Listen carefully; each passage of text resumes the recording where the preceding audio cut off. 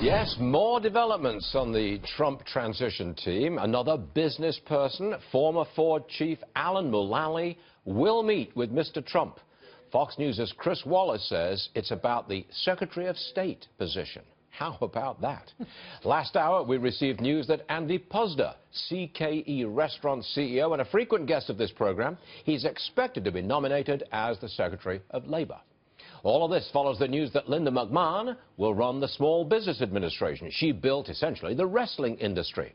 Anthony Scaramucci, Executive Committee member of the Trump transition team, live from Trump Tower. You're looking good there, Anthony. How you doing? It's great to be here. I miss you, Stuart. Here's my shock of the day, the last 10 minutes, actually. Alan Mulally, former Ford CEO, in line for Secretary of State, maybe. Another business person taking the diplomat's top job, maybe. What do you say to this?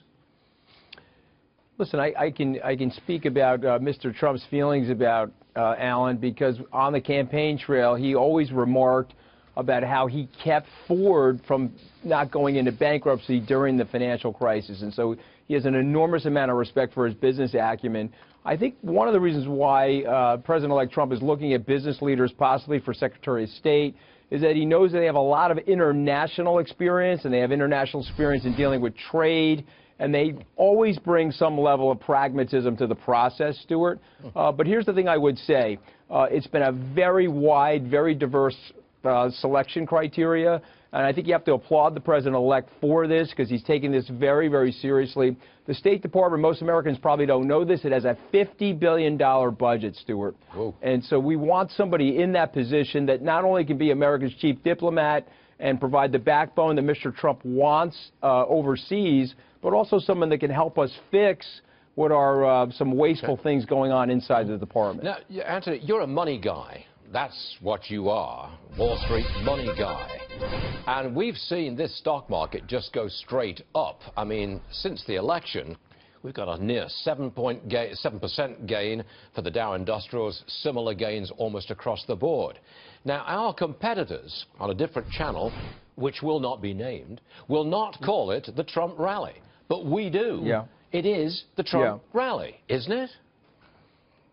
Well, I certainly think it is the Trump rally. I think it's actually the beginning of what will be the Trump boom and the Trump expansion. And so what the stock market's feeling, and it's always an early predictor of this sort of stuff, is that real economic growth and real opportunities coming back into the world, Stuart.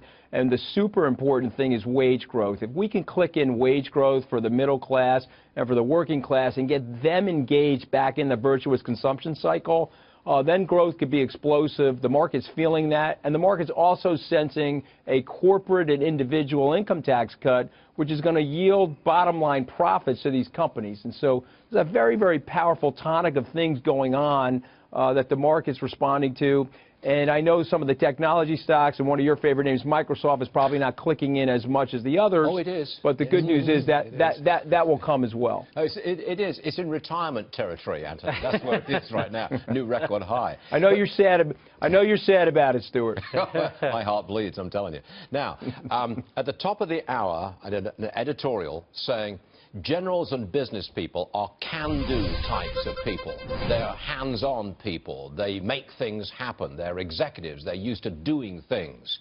Do you have any trouble with three generals? They're on the screen right now. Three generals in the cabinet? Yeah.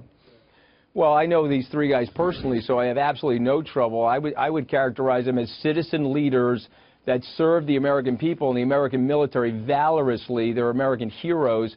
And one thing about these generals I think is super important, and I've actually looked at this. You can go right back to George Washington, take it through Andrew Jackson, up until Dwight Eisenhower. Generals are typically very cautious about war. They know the horrors of war, and they want to avoid war. And you can see casualty counts go down when you have generals in leadership position in civilian roles. So to me, I think this is a brilliant strategy by the President-elect. He's putting guys in place, Stuart, that he knows can get the job done.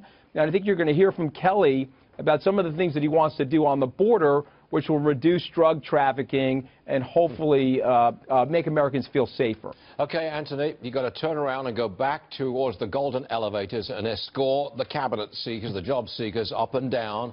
And I know that's what you do, and we'll let you go do it. Anthony Scaramucci, everyone. Good stuff. Thank you, sir.